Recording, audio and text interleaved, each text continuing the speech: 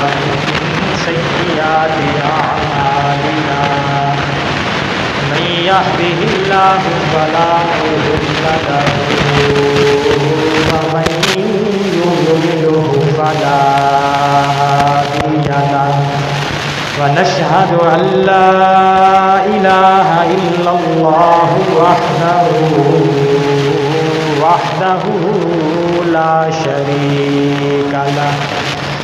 لا شريك له ولا نظير له ولا مشير له ولا معين له ونشهد أن سيدنا وسندنا وحبيبنا وشفيعنا ومحبوبنا محمدا عبده ورسوله أما بعد فأعوذ بالله من الشيطان الرجيم بسم الله الرحمن الرحيم آمنوا بالله ورسوله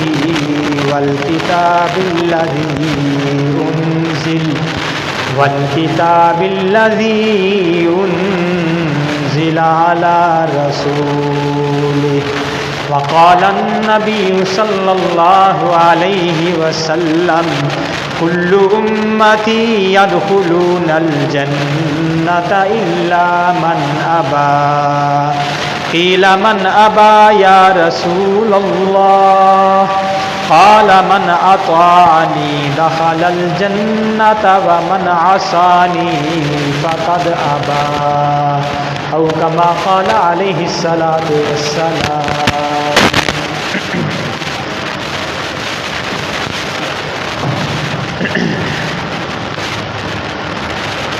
محترم بزرگوں، بھائیوں،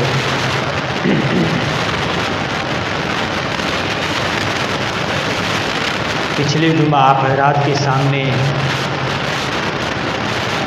نبی کریم صلی اللہ علیہ وآلہ وسلم کے حقوق کا ذکر کیا تھا کہ آپ کے کیا کیا حقوق ہیں. ایک دو حقوق پر میں نے تفصیلاً کچھ عرض کیا تھا. آج باقی جو آپ کے حقوق ہیں ان کو آپ حضرات کے سامنے بیان کروں گا. سب سے پہلا جو حق تھا وہ یہ کہ آپ پر ایمان لایا جائے، آپ کی نبوت کو، آپ کی رسالت کو مانا جائے، آپ کو آخری نبی مانا جائے. تو آپ پر ایمان لانا یہ آپ کا حق ہے. حدیث میں آتا ہے، آپ نے فرمایا طوبیٰ لمن رآنی وآمن بی، اس آدمی کے لیے خوشخبری ہے، سعادت ہے جس نے مجھے دیکھا اور میرے اوپر ایمان لایا. آگے آپ نے فرمایا وَطُوبَى 7 مرات، 7 مرتبہ آپ نے یہ فرمایا خوشخبری ہے، خوشخبری ہے، خوشخبری ہے. 7 مرتبہ آپ نے فرمایا. لمن لم یارانی، جس نے مجھے دیکھا نہیں، وآمن بی، اور میرے اوپر ایمان لایا. مجھ کو دیکھا بھی نہیں، بن دیکھے میرے اوپر ایمان لایا. ایسے آدمی کے لیے نبی کریم صلی اللہ علیہ وسلم نے 7 مرتبہ فرمایا طوبیٰ، کہ اس کے لیے خوش خبری ہے، سعادت ہے، نیک بختی ہے. تو ایمان لانا نبی کریم صلی اللہ علیہ وآلہ وسلم پر یہ آپ کا پہلا حق ہے. اللہ کا شکر ہے ہم سب صاحب ایمان ہیں.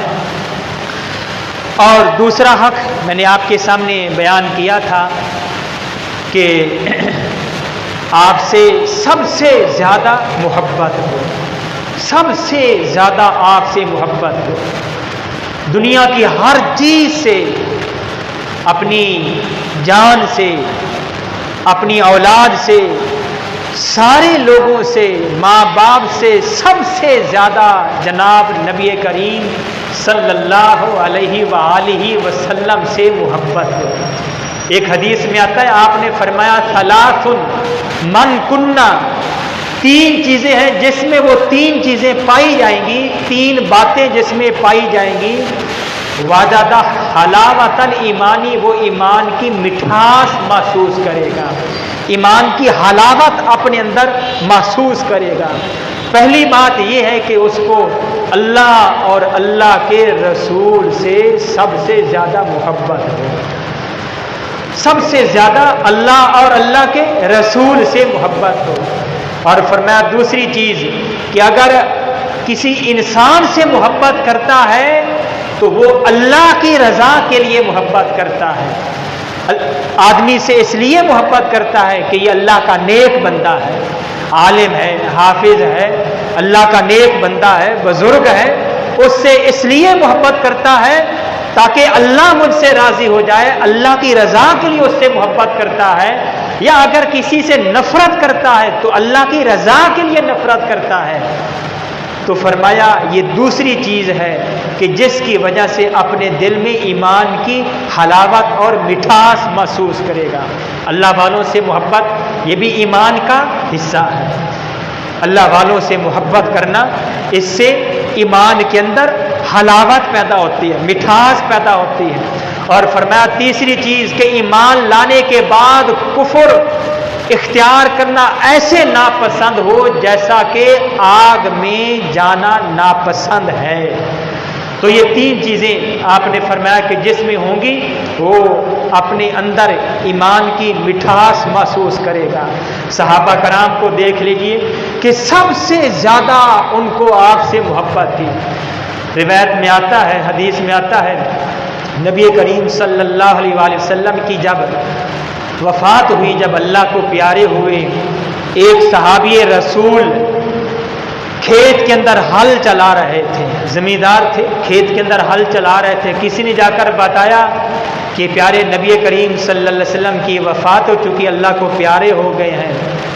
تو کتاب میں لکھا ہے، حدیث میں کتاب میں لکھا ہے کہ اس نے اللہ سے یوں دعا کی، یا اللہ یہ آنکھیں جو تھیں اس لیے تھیں کہ اس سے آپ کے پیارے نبی کی زیارت کیا کرتا تھا، دیدار کیا کرتا تھا، اور کان اس لیے تھے کہ آپ کے پیارے حبیب کی باتوں کو سنا کرتا تھا۔ یا اللہ آج آپ کے حبیب، آپ کے نبی اس دنیا میں نہیں رہے، میری آنکھیں بھی لے لیجئے اور میرے کانوں کی قوت سنوائی جو ہوتی ہے وہ چیز بھی لے لیجئے۔ تو جیسے اس نے یہ ہاتھ نیچے کیے، کتاب میں لکھا ہے کہ آنکھوں سے نابینا ہو چکے تھے اور کانوں سے بہرا ہو چکے تھے۔ ایسی ان کو اللہ کے نبی سے محبت تھی کہ ہمارے کان، ہماری آنکھیں صرف اور صرف اس لیے تھیں کہ آپ کا دیدار ہو، اور صرف آپ کی بات سنیں، حدیث سنیں، قرآن سنیں، دین کی باتیں سنیں، اس کے علاوہ اور کوئی چیز بھی ہمارے کانوں میں نہ پڑے۔ تو چونکہ آج آپ نہیں رہے، اس لیے یا اللہ یہ ساری چیزیں مجھ سے لے لیجیے۔ یہ تھی ان کو محبت صحابہ کرام کو۔ آج ہمیں بھی غور کرنا چاہیے کہ آیا ہمیں بھی اتنی محبت ہے یا محبت نہیں ہے؟ حالانکہ یہ آپ کا حق ہے۔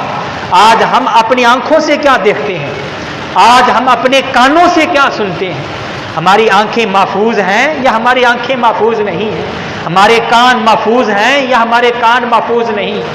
آیا جن چیزوں سے اللہ نے دیکھنے سے منع فرمایا ہم وہ تو نہیں دیکھ رہے ہیں؟ جن چیزوں کے سننے سے گانے وغیرہ ہوتے ہیں، کسی کی غیبت سننا، کسی کی چغل خوری سننا، تو ان چیزوں سے منع کیا گیا ہے، اللہ تعالیٰ نے روکا ہے غیبت کرنے سے، سننے سے۔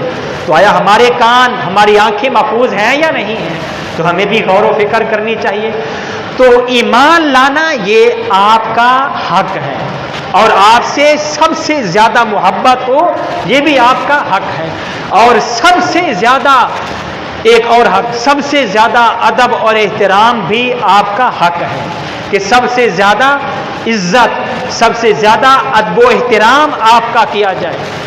قرآن مجید میں آتا ہے کہ لا تجعلوا دعاء الرسول کا دعاء بعضکم بعضا، کہ رسول کو ایسے نہ بلاؤ جیسا کہ تم آپس میں ایک دوسرے کو بلاتے ہو، نام سے ایک دوسرے کو بلاتے ہو، ایسے اپنے رسول کو، اپنے نبی کو مت بلاؤ، بلکہ یوں کہہ کر بلاؤ یا رسول اللہ، یا نبی اللہ، یا حبیب اللہ، آپ کا نام نہ لیا جائے۔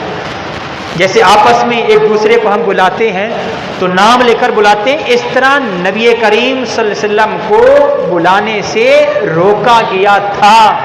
اور یہ بھی فرمایا یا ایھا الذین آمنوا لا ترفعوا اصواتکم فوق صوت النبی، کہ اپنی آواز کو نبی کی آواز پر بلند بھی مت کرو۔ روایت میں آتا ہے ایک صحابی حضرت ثابت بن قیس رضی اللہ تعالی عنہ، ان کی فطرتاً ان کی آواز بلند تھی، کوشش کرتے تھے آہستہ بولے، لیکن فطرتاً ان کی آواز بہت بلند تھی۔ جب یہ آیات کریمہ نازل ہوئی جس میں اللہ تعالیٰ نے روکا کہ اے ایمان والو تمہاری آواز نبی کی آواز سے بلند نہ ہو، تو اس آیات کے نازل ہونے کے بعد حضرت ثابت بن قیس رضی اللہ تعالی عنہ نے آپ کی مجلس میں آنا بند کر دیا۔ کچھ دن گزرے، کچھ لمحے گزرے، کچھ گھنٹے گزرے، وقت گزرا، آپ نے فرمایا کہ ثابت نظر نہیں آ رہا، ثابت کہاں ہے؟ تو حضرت سعد بن معاذ رضی اللہ تعالی عنہ ان کے پڑوسی تھے، انہوں نے یہ کہا یا رسول اللہ میں جا کر معلوم کرتا ہوں کہ وہ کیوں نہیں آ رہے۔ جب سعد بن معاذ رضی اللہ تعالیٰ عنہ ان کے گھر گئے تو دیکھا کہ حضرت ثابت بن قیس رضی اللہ تعالیٰ عنہ گھر میں اپنا چہرہ نیچے یوں جھکا کے پریشانی میں بیٹھے ہوئے ہیں۔ تو حضرت سعد نے جا کر پوچھا کہ اے ثابت آپ مسجد میں کیوں نہیں آ رہے، نبی کی مجلس میں کیوں نہیں آ رہے؟ مسجد میں نہیں، نبی کی مجلس میں کیوں نہیں آ رہے ہو، پیارے حبیب کی مجلس میں کیوں نہیں آتے ہو؟ تو کہا کہ اے سعد میں تو ہلاک ہو گیا۔ کیا ہوا؟ کہا کہ میری آواز تو آپ کی آواز سے بلند ہے، اور اللہ کا فرمان یہ ہے کہ اپنی آواز کو نبی کی آواز سے بلند مت کرو ورنہ تمہارے اعمال ضائع ہو جائیں گے۔ اے سعد میرے تو اعمال ضائع ہو چکے ہیں، میں تو جہنمی ہو چکا ہوں۔ بڑے پریشان تھے۔ تو جا کر سعد رضی اللہ تعالی عنہ نے یہ بات نبی کریم صلی اللہ علیہ وسلم کو بتائی کہ یا رسول اللہ یہ وجہ ہے، اس وجہ سے ثابت بن قیس مجلس میں حاضر نہیں ہوتے۔ آپ نے فرمایا کہ اے سعد جا کر ان سے کہو کہ آپ جہنم والوں میں سے نہیں بلکہ آپ جنت والوں میں سے ہیں، اس لیے میری مجلس میں آیا کرو۔ تو چونکہ ان کی اتفاقاً قدرتاً فطرتاً آواز بلند تھی اس لیے وہ پریشان ہو گئے تھے۔ بہرحال اس واقعہ سے یہ معلوم ہوا کہ ہمیں چاہیے کہ اپنی آواز کو نبی کی آواز سے بلند نہ کریں۔ آج بھی ہمارا یہ عقیدہ ہے کہ نبی کریم صلی اللہ علیہ وسلم کو حیات حاصل ہے روضہ مبارک میں، جب وہاں پر حاضری ہوتی ہے، جب صلاۃ و سلام پڑھتے ہیں تو آپ بنفس نفیس اپنے مبارک کانوں سے سنتے ہیں۔ آواز نہیں ٹھیک ہے، آپ سنتے ہیں، آپ کو حیات حاصل ہے، آپ زندہ ہیں۔ اس لیے جب بھی روضہ رسول پر حاضری ہو تو وہاں پر بالکل خاموشی کے ساتھ آہستہ آواز سے درود و سلام پڑھتے ہوئے آگے چلتے جائیں، بالکل آہستہ سے۔ کھڑے ہونے کا موقع مل جائے کھڑے ہو جائیں اور درود و سلام وہاں پر ہم پڑھتے رہیں، نبی کریم صلی اللہ علیہ وسلم پر درود و سلام پڑھیں، اور اس سے آگے ابو بکر صدیق رضی اللہ تعالی عنہ، اور اس سے آگے حضرت عمر فاروق رضی اللہ تعالی عنہ، ان کی قبر مبارک ہے تو ان کو بھی سلام کریں، بالکل آہستہ آواز سے۔ موقع ملے کھڑے ہونے کا کھڑے ہو جائیں، موقع نہ ملے آگے چلتے جائیں۔ شکر ادا کریں کہ اللہ تعالی نے وہاں پر حاضر ہونے کی جانے کی توفیق عطا فرما دی، اپنے پیارے حبیب کے روضہ مبارک پر حاضری تو ہمیں عطا فرما دی ہے، اگرچہ وہاں پر ہم کھڑے نہیں ہوئے کیونکہ یہ سارا غیبی نظام ہے، اس لیے مایوس بھی نہیں ہونا چاہیے کہ ہمیں موقع ہی نہیں ملا وہاں پر کھڑے ہونے کا کہ کھڑے ہو کر وہاں پر درود و سلام پڑھتے اور راز و نیاز کی باتیں کرتے، تو یہ پریشان نہیں ہونا چاہیے، ایک غیبی نظام ہے اللہ تعالیٰ کا، موقع ملے کھڑے ہونے کا کھڑے ہو جائیں، لیکن ادب و احترام بہرحال ضروری ہے۔ اکثر لوگوں کو دیکھا گیا ہے کہ وہاں پر سیلفیاں بنا رہے ہوتے ہیں، یہ بہت خطرناک بات ہے، بہت خطرناک بات ہے، بلکہ میں تو ڈر بھی لگتا ہے، الفاظ سخت ہیں، شاید یہ توہین نہ ہو نبی کریم صلی اللہ علیہ وسلم کی، اس لیے کہ ہمارا یہ عقیدہ ہے کہ آپ زندہ ہیں، آپ کو حیات حاصل ہے۔ جب ہم صلاۃ و سلام پڑھتے ہیں، درود شریف پڑھتے ہیں، جب آپ کو سلام کرتے ہیں آپ جواب دیتے ہیں، یہ ہمارا عقیدہ ہے۔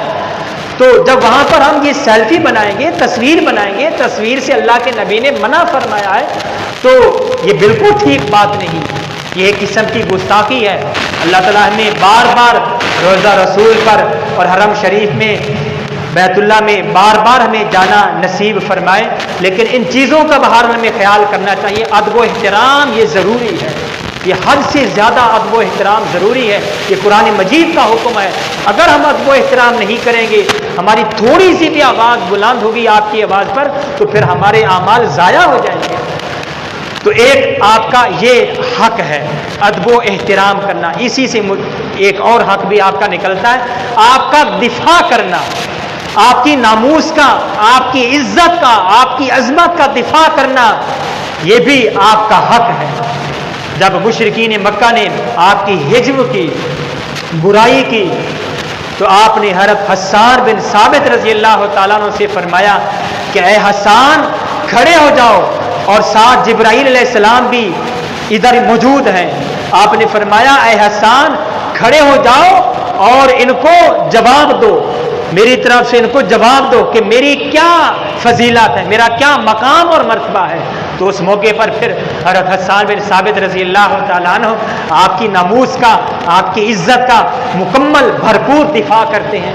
تو آپ کا دفاع کرنا یہ بھی آپ علیہ الصلوۃ والسلام کا حق ہے، اور اسی میں یہ ختم نبوت والا کام، یہ آپ کی ناموس کا، آپ کی عزت کا، آپ کی عظمت کا، آپ کی نبوت کا، آپ کی رسالت کا تحفظ، اس لیے ختم نبوت کا بھی ہمیں کام ضرور کرنا چاہیے۔ ایک بزرگ فرما رہے تھے کہ جو آدمی ختم نبوت کا کام کرتا ہے وہ آدمی جنتی ہے۔ ہاں، حقوق کا خیال لازمی ہے، حقوق العباد کا خیال کرنا یہ ضروری ہے۔ اس کے بارے میں قیامت والے دن میدان محشر میں اللہ کی بارگاہ میں حقوق کے بارے میں پوچھا جائے گا، اس لیے حقوق کا خیال کرنا بھی ضروری ہے، بندوں کے حقوق کا، اللہ کے حقوق کا، اور ساتھ میں یہ ختم نبوت کا کام، کیونکہ یہ نبی کریم صلی اللہ علیہ وسلم کی ذات کی حفاظت ہے، آپ کی نبوت کی حفاظت ہے۔ تو اس لیے میرے بھائیوں یہ بھی آپ کا حق ہے کہ آپ کا دفاع کیا جائے، اور اسی طریقے سے آپ کا یہ بھی حق ہے کہ آپ کی سنت کی اتباع کی جائے، آپ کے طریقوں کی اتباع کی جائے۔ آپ علیہ السلام نے فرمایا کہ دو چیزیں میں تمہیں دے کر جا رہا ہوں، ایک چیز کتاب اللہ اور دوسری چیز سنتی، میری سنت، میرا طریقہ جو ہے، یہ تمہیں دو چیزیں دے کر جا رہا ہوں، اس لیے تمسکوا بہا علیہ النواجذ، ان کو مضبوطی کے ساتھ تھام لو، پکڑ لو، کتاب اللہ کو، اللہ کی کتاب کو، اور میری سنت کو مضبوطی کے ساتھ پکڑ لو، تھام لو، اور اس کے مطابق زندگی گزارو۔ تو آپ کی سنت کے مطابق، آپ کے طریقوں کے مطابق زندگی گزارنا یہ بھی آپ کا حق ہے۔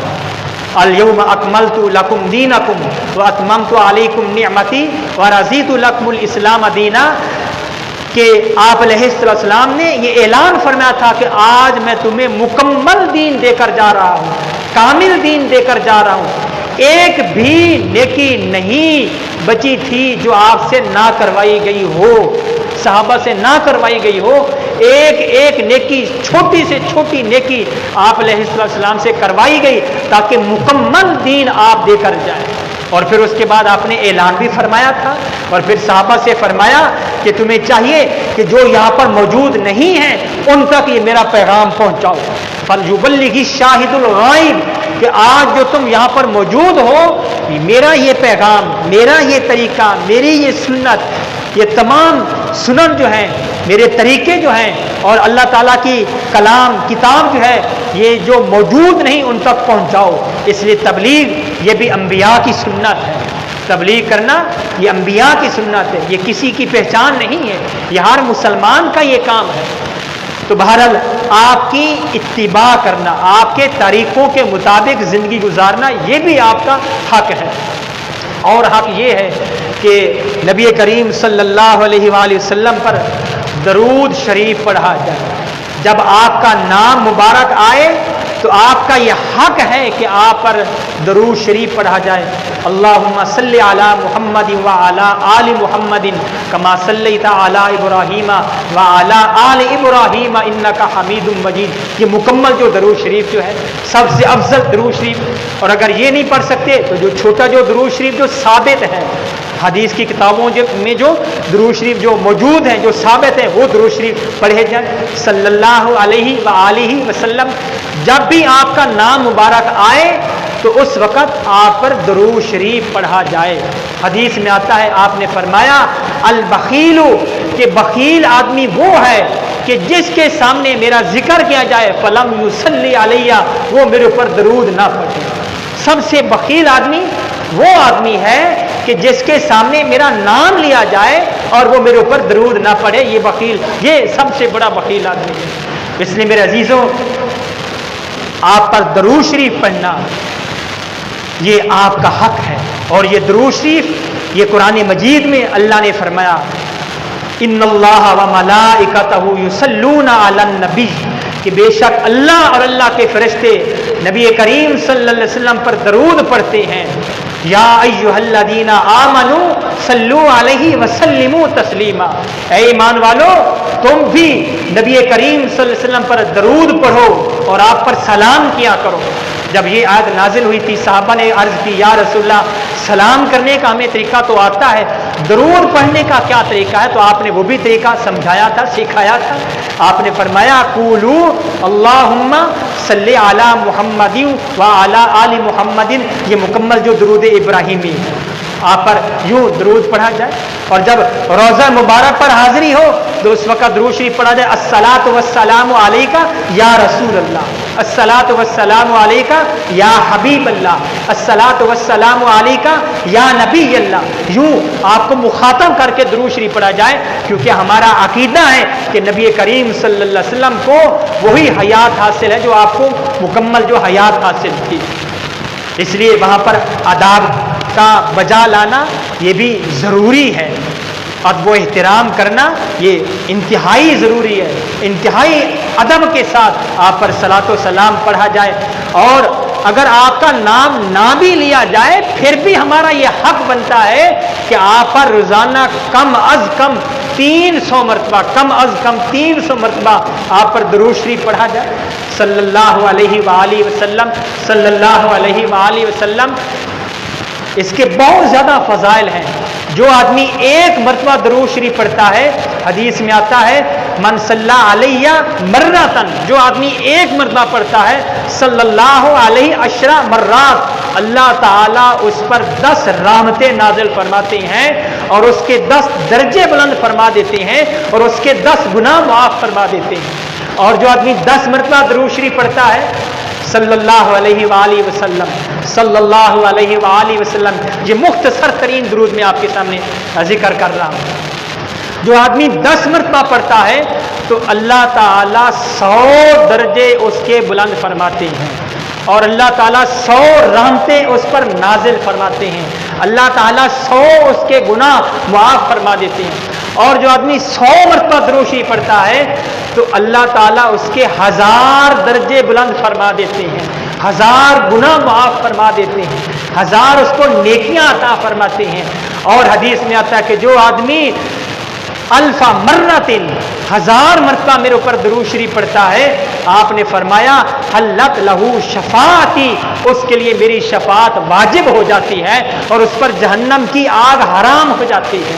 اور حدیث میں یہ بھی آتا ہے کہ جب آدمی درود شریف پڑھتا ہے اور پھر یہ درود جب آپ تک پہنچتا ہے تو اللہ تعالی فرشتوں کو مقرر فرما دیتے ہیں کہ اس کے لیے دعائیں کرتے رہا کرو جو درود میرے حبیب پر پڑھ رہا ہے۔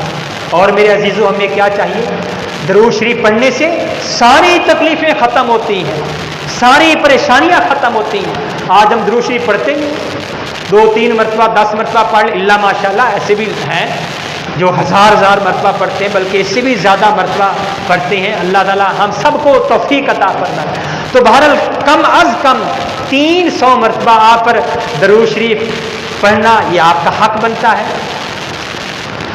اور حدیث میں آتا ہے نبی کریم صلی اللہ علیہ وسلم ایک مرتبہ ایک باغ میں تشریف لے گئے۔ جب وہاں گئے تو آپ نے لمبا سجدہ کیا، پیچھے غالباً ابو ہریرہ رضی اللہ تعالیٰ عنہ آپ کو تلاش کرتے کرتے وہ بھی آپ کے پیچھے پہنچ گئے۔ آپ نے لمبا سجدہ کیا، سجدے سے جب سر مبارک اٹھایا تو آپ بڑے خوش تھے۔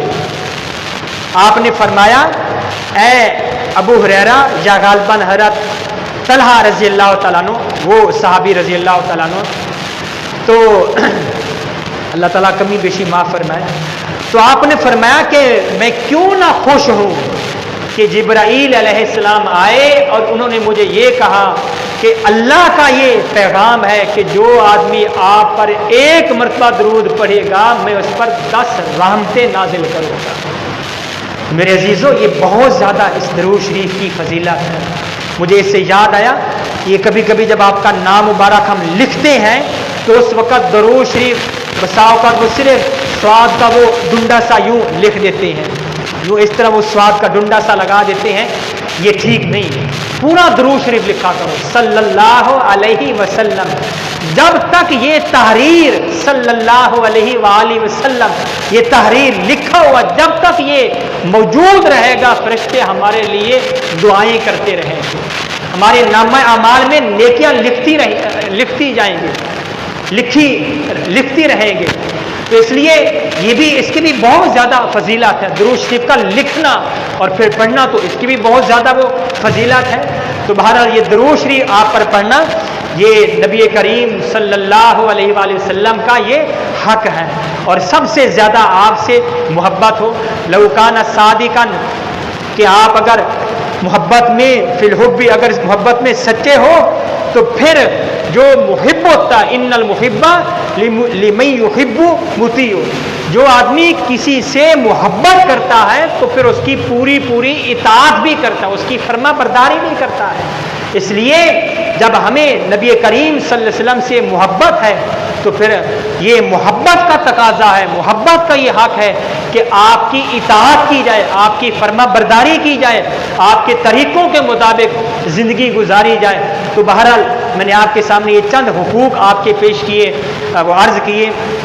سب سے پہلا آپ کا حق کہ آپ پر ایمان لایا جائے، آپ کی نبوت کو، آپ کی رسالت کو، آپ کی ختم نبوت کو مانا جائے کہ آپ کے بعد کوئی نبی نہیں آئے گا، اور دوسری سب سے زیادہ آپ سے محبت ہو، اور تیسرا حق کہ سب سے زیادہ ادب و احترام آپ کا کیا جائے، اور آپ کا دفاع کرنا، آپ کی عزت کا، آپ کی ناموس کا دفاع کرنا یہ بھی آپ کا حق ہے، اور چوتھا حق کہ آپ کی سنتوں کے مطابق زندگی گزاری جائے، اور پانچواں حق کہ جب بھی آپ کا نام مبارک آئے یا نہ آئے، جب آپ کا نام مبارک آئے اس وقت تو ضروری ہے 1 مرتبہ آپ پر درود شریف پڑھنا، بعد میں مستحب ہے، تو نام آئے یا نہ آئے آپ پر درود شریف پڑھنا یہ بھی آپ کا حق ہے۔ تو میرے عزیزو، یہ چند حقوق میں نے آپ کے سامنے عرض کرنے تھے جو کہ میں نے آپ کے سامنے ذکر کیے۔